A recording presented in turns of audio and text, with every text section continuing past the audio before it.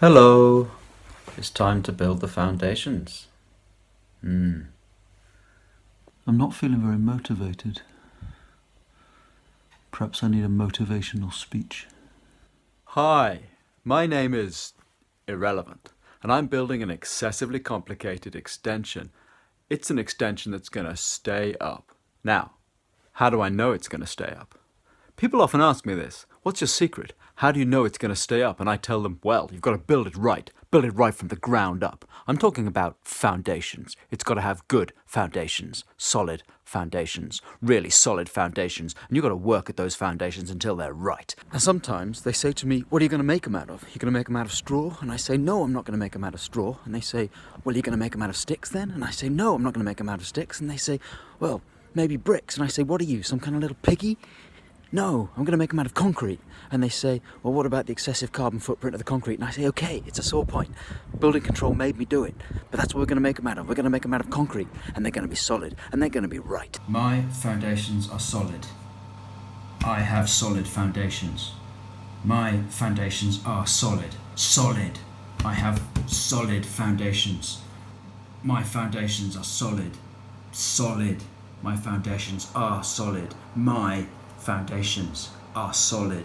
103, 104, 105, 106, 107, 108, 109. They don't yield. They are tough. Tough. They are tough. They don't yield. My foundations are solid. If you want foundations as solid as mine, just click on the link down below and I'm going to take you through the process step by step, holding your hand every inch of the way, or every centimetre of the way if you're European. Solid. Solid. Solid. I'm going to show you how to have the most solid foundations you could ever dream of. Solid. Solid. You see, it's all in the mind. We're going to discuss the self-defeating thought processes that lead to your foundations being weak or wibbly-wobbly. And then I'm going to introduce you to my 5-step process for making strong foundations. Strong. I use the acronym SSSSSSS. That's strength, solidity, more strength, solidity, and more strength. It's going to be tough. It's going to be painful sometimes, but it's also going to be a lot of fun. And it's going to be very satisfying seeing the foundations that you've been dreaming of taking shape. So join me. Hit the link, hit the link, hit the link, hit the link, hit the link, hit the link, hit the goddamn link. I feel much more motivated.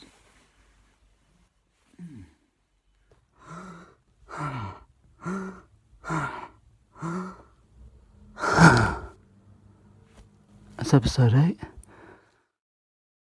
Let me give you some kind of overview. This is the poured concrete foundation. It looks pretty simple, but don't worry, it isn't. This sort of inverted T-shape here is a 600mm base and then a thinner wall on top. But everybody's expectation seems to be that you just dig a trench this wide and fill it with concrete. I probably will try and create this inverted T-shape to save on a little bit of volume of concrete and carbon.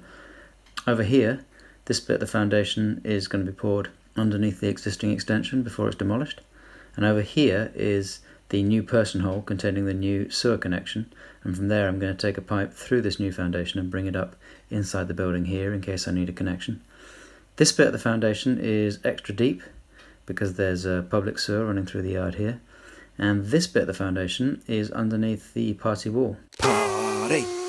So I'm going to pour this in one, but I'm going to pour this part in 3 different sections as an underpinning to the existing wall before taking the existing wall down anyway. That sounds a little bit arse backwards, but it probably is easier, as I'll explain later. This is the inside of the old lean-to at the back of the kitchen. These are the walls that will need to be demolished to put the new structure up. It's an old sort of half bay window on this side, and on this side an old outdoor toilet that's been converted into a weird little cupboard. And it's a beautiful sunny day. It's mid-April now and we've had some lovely weather, but it's still quite cold. So I am still keen on having walls on the house for a while, if possible. But it turns out that I can pour the foundations for the new structure without knocking the old structure down. This old lean-to though obviously stops me putting a line from this wall to define where the new structure goes. And so I've gone down through the floor of the old outdoor toilet and defined this point here, which is the outside edge of the wall of the new structure, and then smashed a hole through here, which emerges out here, and then built this little frame which defines the footprint of the new structure. That's the point where it abuts the main wall of the house, and that lets me set up the sort of triangulation whilst avoiding the old lean-to.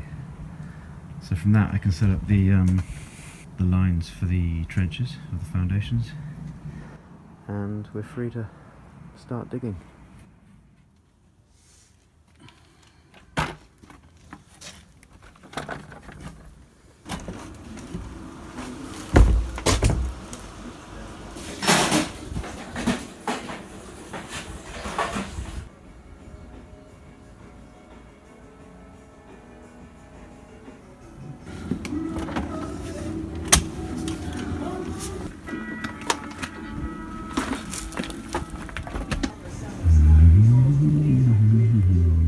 Ooh, what's this?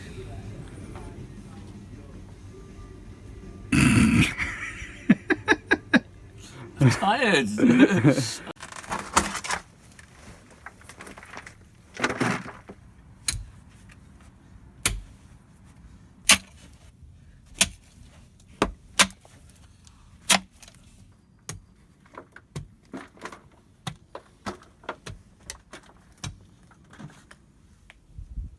So here I am, about 1.8 metres underground at the bottom of the dig, and the reason it has to be so deep for just a tiny little extension is that through this wall here, about half a metre away in that direction, is the public sewer, and it's a legal requirement to get below that sewer by 150 mil. So you don't put any weight on it.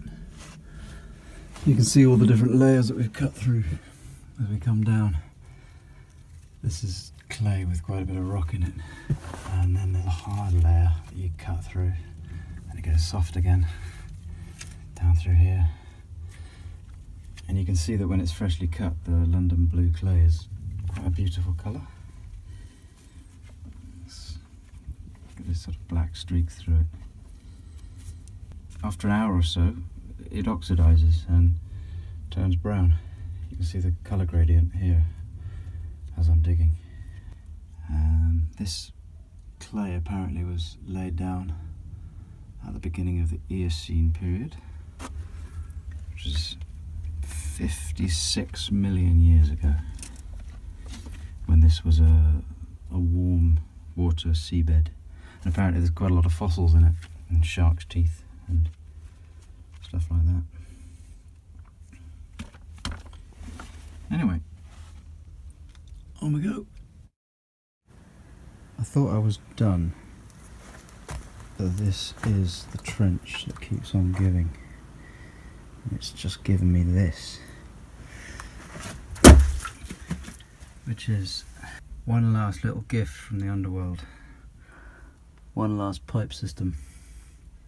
There's no way of telling where it comes from, and there's no way of telling where it's going, except that by the way it flows or doesn't, it seems like it isn't going anywhere anymore. So I suspect that somebody's crushed it further down the line, or it's just blocked. But there is water coming in the top, so I'm gonna have to keep the channel open. I don't want it to back up inside the house, so laying a concrete pad underneath it so I can leave the channel open and take the weight before pouring the foundation. I should just explain how I think that clay heave works. If you're looking down on the structure from above, you have poured concrete walls like this that make the foundation, and that's the back wall of the house. And that defines this plug of clay here. And as the ground gets wet and dry in different weather conditions, that clay expands and contracts. And it can exert enough force to punch out through this perimeter wall of poured concrete and damage the foundations. So to stop that happening, what you need is a crumple zone.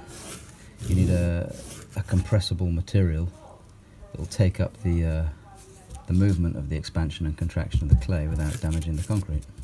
So just getting myself some low density polystyrene. And that's what you see here. There's the poured concrete foundation, there's the clay, and there's the layer of crushable material that's going to take up the movement in the clay and leave the concrete undamaged. And that's one of the things that building control will ask you to do if a foundation is below a certain depth. Alright, got steels for the next bit of foundation, which is going to be poured in underlay. Got foam for the clay heave. Got shuttering to get my props back out.